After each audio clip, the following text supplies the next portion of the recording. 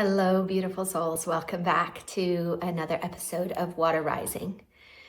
Today, we are looking at the importance of diving into your childhood wounding. And we're looking at it from an energetic perspective, as well as a conscious perspective. But I think what happens oftentimes, right, as we drop into these places, we are doing a lot of conscious work with our developmental stages, right? We have 0 to 2. Well, I guess we have pre-birth, right? In vitro. Then we have 0 to 2, 3 to 5, 6 to 8, 9 to 12, and then we kind of go into 13 to 15 and continue on. But these primary years, right, are the real main focus of when our psyche is developing, our conscious patterns and programs. But even more important than that, or equally as important, is your energetic structure that is also developing alongside your physical structure. Now, inside of these developmental stages, specific things are intended to happen in your energetic field. So we've got two parts, right? We're talking about consciousness, which is going to be our thoughts, our feelings, our emotions, all the things that are connected to the spiritual world, the world of intention. And then we have our energetic and physical body, which is going to be another category, another section of development. And inside of this part of development, this is our physical attributes, but also the energetic vessel, the structured energy that holds our physical form and then allows for spiritual information to access us. So these developmental stages are incredibly important. And when we go back to address childhood trauma, wounding, missed parts of our developmental stages, our modern sort of models, right? They have us looking at the conscious piece. We're developing our psyches, we're processing emotion, we're going back and exploring in these places. If you're involved with plant medicine, this is all going to be in this conscious realm, right? If we're going up and we're accessing spiritual information, consciousness, thought, emotion. Well, the other side of the equation that we are talking more in depth about today is going to be the energetic part of this and your physical body, right? Because that is also developing. And most of us, right, are physically developed in a typical way, let's say. But most of us also hold pain in our body. You know, for years, I had back pain and knee pain and foot pain and all these different ways that the energetic world was manifesting inside of my physical body. And it was related to childhood wounding, lodged inside the vehicle that I live inside of. So as we unravel ourselves, and as we dive into these places, it's incredibly important that we also look at what energetic footprints and patterns got laid down in our stages of development.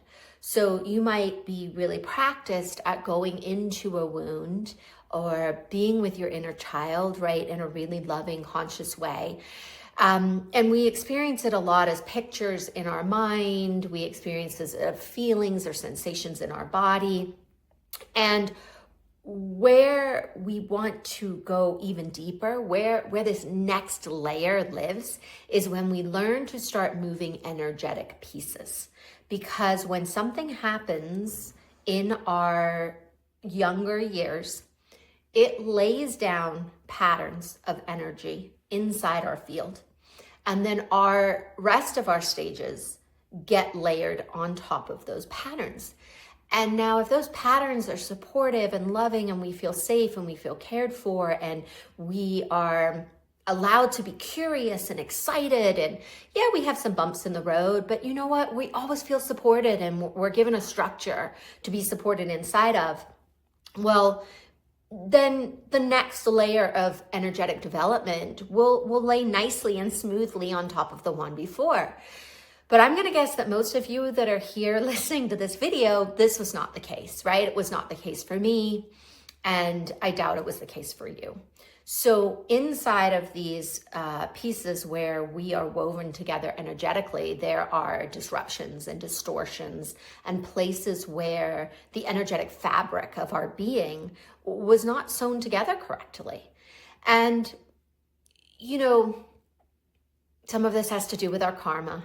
Some of this has to do with our life lessons that we choose as a soul. Some of this has to do with the way that we need to understand ourselves or go on an adventure to understand ourselves more deeply so that we can have a bigger spiritual experience and we can share a bigger gift with the world. So whatever the reason is, right? I'm not here to sort of say it's wrong or right, or it should or shouldn't have happened. It's all part of the flow of life, and we are where we are, and the things happen to us that happen to us. The important part is what we do with that and what we decide about how we're going to be in relationship with that, and what are the tools that we want to learn to be able to just make those parts in our field sew together properly, so that then we can now expand into a bigger experience of ourselves on this path.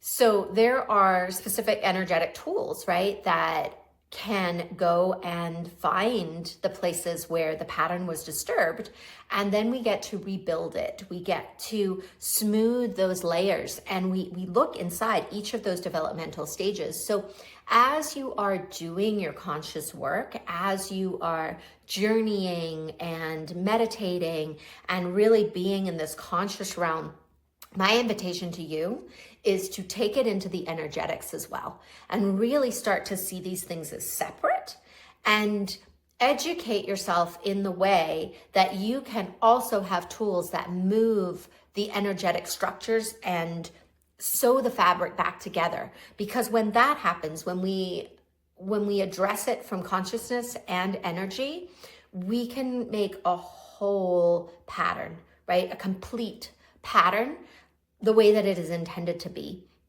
And when the structured energetic body lays over our physical body uninterrupted, this is where we find flow. This is where we find that ability to really interact with our intuition, and where we can have these bigger spiritual experiences that aren't depleting, right? Because so often we can really be invested in this upper part, in expanding our consciousness and having big experiences with spiritual information and divine beings. Yet there's a level of depletion that comes with that if we're not properly resourcing ourselves on the energetic level too. So for me, the big strides, the big changes came when I started looking at both sides of the picture, of the equation, right? And how they come together. There's an interface between the two.